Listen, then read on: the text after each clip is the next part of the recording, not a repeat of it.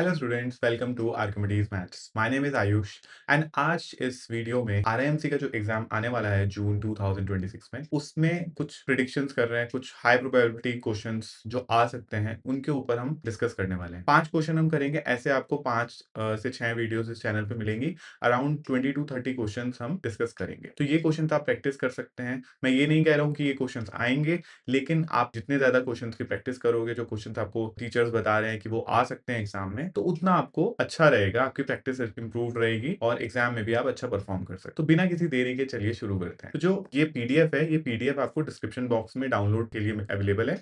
You can find the link of Google drive. आप उस Google drive link पे click करोगे, you will get this PDF. तो easy question हम कर रहे हैं अभी। जैसे जैसे आप वीडियोस देखेंगे उसमें और इंप्रूव क्वालिटी आपको क्वेश्चंस की मिलेगी। तो क्योंकि ये पहली वीडियो है सीरीज की जिसमें हम एक्सपेक्टेड जो क्वेश्चंस आने वाले हैं उन पे डिस्कस कर रहे हैं, तो easy to moderate questions we are discussing. तो पहला क्वेश्चन जो है वो ये कह रहा है कि A can complete a piece of work in 12 days and B can complete in 15 days, so they both start working together. But after 4 days A ने क्या किया, A left the work. Now only B is working. The question is asking कि B को और कितना time लगेगा complete करने। तो इसमें हम क्या करेंगे, पहले 4 days पे दोनों वर्क कर रहे हैं, तो portion of work that will be completed in the 4 days we will find out. और जो पोर्शन ऑफ वर्क पेंडिंग है that will be the responsibility of B to complete. तो हम उसमें से नंबर ऑफ डेज निकाल लेंगे। फर्स्ट 4 days की अगर हम बात करें तो हम ये निकालना चाहते हैं कि कितना पोर्शन वर्क का कंप्लीट हो गया। तो दैट विल बी, तो 1 day में A completes 1/12 of the work completed by A की अगर हम बात करें इन 4 days, so that will be 4/12 and the work completed by B, work completed by B in 4 days हो जाएगा आपका 4/15। तो जो टोटल वर्क कंप्लीटेड हो जाएगा इट विल बी 4/12 प्लस 4/15 इतना हो जाएगा। इसको सिंप्लीफाई कर लेते हैं, एलसीएम ले लेते हैं 3/5। तो हम इसमें ये निकाल लेते हैं what is the pending work. Pending work will be 1 minus 3/5 which will be 2/5. Now this pending work, it is the responsibility of B to complete. Let B takes X days to complete the remaining work. So portion of work completed by B in X days will be X/15 and it should be equivalent to 2/5. Now अगर आप इसको simplify करोगे you will get X equals to 6. तो जो हमारा remaining portion of work है 2/5, वो B ने जितना कंप्लीट किया है over X days, it should be equal to that. तो x/15 एक्स डेज में जो बी वर्क करेगा, because B is working alone, अकेले काम कर रहा है, तो वो 2/5 के बराबर आ जाना चाहिए। तो इसको अगर हम सॉल्व करेंगे तो x की वैल्यू 6 आ जाएगी। तो इस तरीके से आप फर्स्ट क्वेश्चन का सॉल्यूशन कर सकते हैं। इसका प्रॉपर सॉल्यूशन आपको नेक्स्ट पेज पे मिलेगा। This PDF is available in the description box, वहां से आप डाउनलोड करके इसका सॉल्यूशन देख। फर्स्ट 4 days का निकाला, 3/5 आ गया, रिमेनिंग वर्क निकाला। अब बी की रिस्पॉन्सिबिलिटी है तो वहां से 6 days बी को लगेंगे।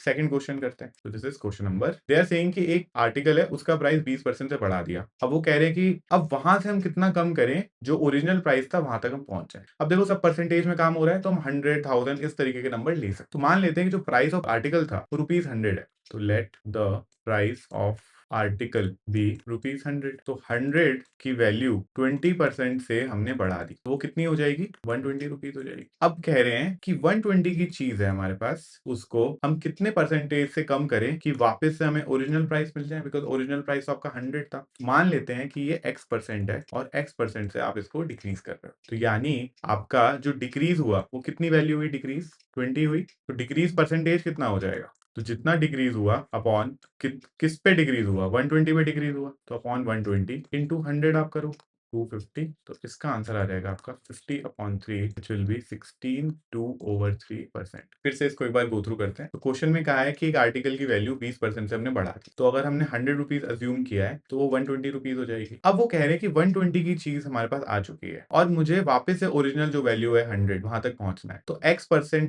डिक्रीमेंट हमें निकालना है। तो डिक्रीज कितना हम कर रहे हैं 120 से, 20 रुपीज। 120 पे 20 रुपीज डिक्रीज का परसेंटेज हमें चाहिए, तो 20/120 इंटू 100 करोगे, 16/2/3% है। तो इसका सॉल्यूशन हम नेक्स्ट पेज पे देख सकते हैं। तो 100 मान लिया, 20% इंक्रीज किया तो वो 120 हो गया। टू रिस्टोर 20 रुपीज डिक्रीज करने के लिए हमने यहाँ से 16/2/3% विच इज 16.67% के बराबर आ जाएगा। तो इसमें क्या करते हैं, बहुत सारे बच्चे सेम आंसर दे देते हैं कि 20% से बढ़ाया, डिक्रीज भी हमें 20% से करना पड़ेगा। ये बिल्कुल नहीं करना है, ये ट्रैप से आपको बचना है। ऐसे क्वेश्चन आते हैं, ठीक है, अच्छे अच्छे बच्चे इसमें गलती कर जाते हैं, इवन टीचर्स भी गलती कर जाते हैं कभी कभी। All right, question number number 3 है, एचसीएफ 2 नंबर का दे रखा है 12, एलसीएम 180 है, एक नंबर 36 है, अदर नंबर बताना है और बहुत ईजी है ये तो। इसमें तो हमें LCM into HCF equals to product of numbers का फॉर्मूला लगाना है, तो वेरी इजी क्वेश्चन। इसमें मान लेते हैं let the number to be found out be X, तो let the number be X. So we know LCM into SCF is equals to product of numbers। LCM कितना है 180, SCF कितना है 12, product of numbers पहला है 36, दूसरा है x। यहाँ से x की वैल्यू हम निकाल सकते हैं 180 इंटू 12 ओवर 36, 12 बन जा 12 3 सा, और इसको सॉल्व करेंगे तो 60 आ। तो this is very easy question, इसमें तो आई थिंक हमें इतना टाइम लगेगा नहीं। यहाँ पे आप सॉल्यूशन देख सकते हैं और इसको आप वेरीफाई भी कर सकते हैं। Verification is also required.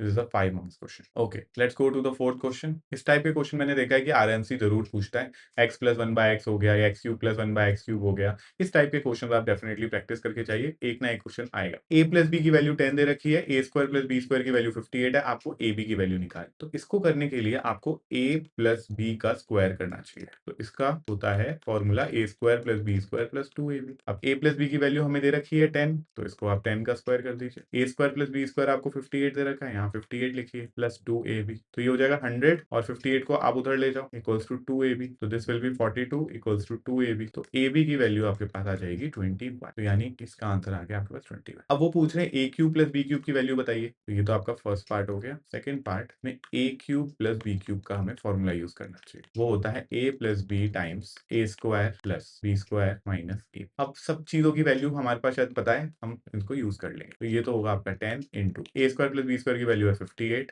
Minus A B की वैल्यू हम निकाल चुके हैं which is 21, this will B 37, 370 आपका आंसर आ जाएगा। तो इसमें आपको ये वाली आइडेंटिटी और ये वाली आइडेंटिटी पता होनी चाहिए, ए प्लस बी का होल स्क्वायर और ए क्यूब प्लस बी क्यूब। तो आई विल सजेस्ट ये सारी आइडेंटिटीज आप थोड़ा सा रिवाइज कर लीजिए, बिकॉज इन पे आपके क्वेश्चंस बनते हैं। ओके, तो वीडियो के लास्ट क्वेश्चन पे हम आ चुके हैं। This is a series of videos जिसमें हम हर वीडियो में 5 इंपॉर्टेंट क्वेश्चंस जो आ सकते हैं उन पे डिस्कशन कर रहे हैं। तो लास्ट क्वेश्चन है, in triangle ABC angle B आपको 90 दे रखा है, एम आपका मिड पॉइंट है एसी, आपको बीसी 10 दे रखा है और एसी 26, आपको बीएम और ए बी निकालना है।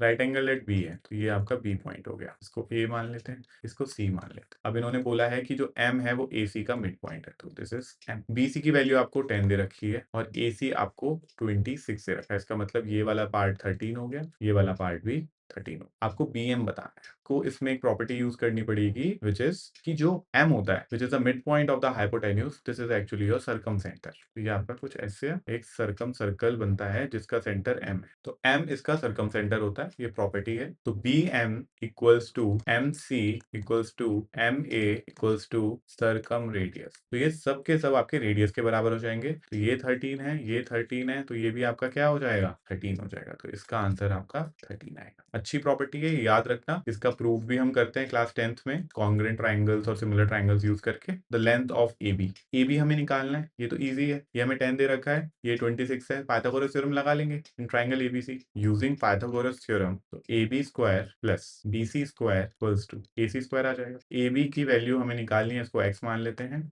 BC की वैल्यू आपके पास 10 है और AC आपके पास 26 है, तो x स्क्वायर की वैल्यू आ जाएगी तो 676 माइनस 100, तो x स्क्वायर आ गया आपके पास 570। तो x की जो वैल्यू आ जाएगा root under 576 and I think ये आपका 24 होता है, तो 24 सेंटीमीटर आपका आंसर। तो बच्चों आई होप आपको ये वीडियो अच्छी लगी होगी, छोटी सी वीडियो है, 5 to 10 मिनट्स के अंदर अंदर आप फटाफट से 5 क्वेश्चन देख सकते हो, उनके सॉल्यूशन देख सकते हो। आप सॉल्यूशन देखने से पहले आई विल सजेस्ट कि आप उनको खुद से सॉल्व करने की कोशिश करो एंड देन आप सॉल्यूशन पे जाओ। बाकी की वीडियोस भी मैं अपलोड करने वाला हूँ, आप उनको भी देखिए, it will help you prepare for the exam. Exam में किस तरीके के क्वेश्चन आने वाले हैं उससे पहले अगर आप मॉक्स और ये एक्सपेक्टेड क्वेश्चंस के को ट्राई करेंगे, it will definitely boost your confidence. Thank you guys for watching.